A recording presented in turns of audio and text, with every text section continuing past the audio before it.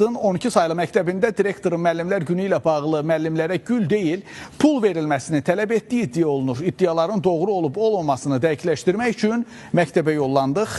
Əməkdaşlarımızın süjetini izləyək.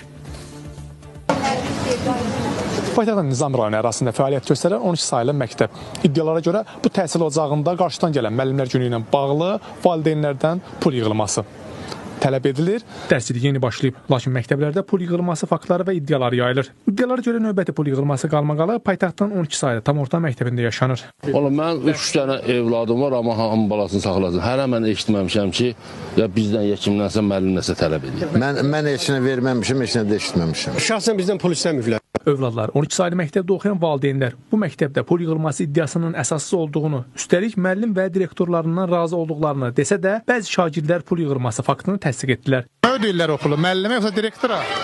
Müəllimə. Valideyn komitəsi. Yeni dərs ilində yığıb yoxsa vermirlər? Hələ verəcəklər. Hələ yığacağıq da, hələ yığmırıq, indi yığacağıq. Pul yığımı iddialara görə təkcə müəllimlər günü ilə bağlı deyil, eyni zamanda bir neçə ibtidai müəllimi tərəfindən şagirdlərə iş dəftərlərinin satılması da məcbur edilir. İş dəftəri bizə özdə müəllimə alır və biz pulunu veririk. Gündəlik aldı 2 manatdır. İş dəftərini hardan alırsınız? Məktəbdən yoxsa digər yerdən? Pul verirdi, müəllimimizin özü alırdı. Nə qədər pul verirsiniz?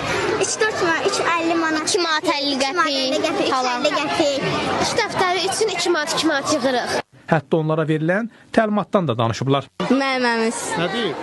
deyib ki, elə deyin də, pul, məktəbdə pul yığılmır. Sinif rəhbəriniz dedi ki, jurnalistlər soruşsa deyin ki, yığılmır, yoxsa direktor?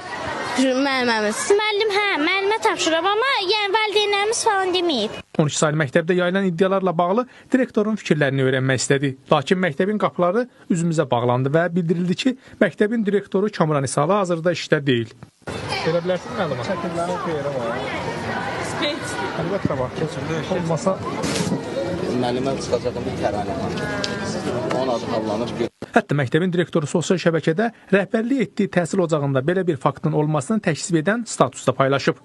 İlk şöbədə qeyd edim ki, orta təhsil məktəblərində pul yığılmalarının birinci səbəbi məktəb valideyn münasibətlərinin düzgün tənzimlənməməsidir və məktəb direktorlarının öz səlahiyyətlərindən sui-istifadə etməsi ilə baş verir. Belə ki, bəzi hallarda məktəb direktorları öz vəzifələrindən istifadə edir, maddi maraq qarışığında tədrisin gedişini pozacaq hərəkətlərə yol verirlər. Valideynlər bilməlidirlər ki, bütün resurslar və avadanlıqlar hər biri dövlət büdcəsinin vəsait hesabına ödənişsiz olaraq məktəblərə verilir və məktəblərdə pul yığılmamalıdır. Bəzi hallarda isə valideynlər özləri buna göz yumurlar, özləri bu və digər əlamətlər günlərlə bağlı, tədbirlərlə bağlı məktəblərdə pul yığılmağında maraqlı olurlar ki, məktəbdə müəllimə hədiyyə alsınlar və bunun müqabilində onların uşaqlarına dərs keçsin.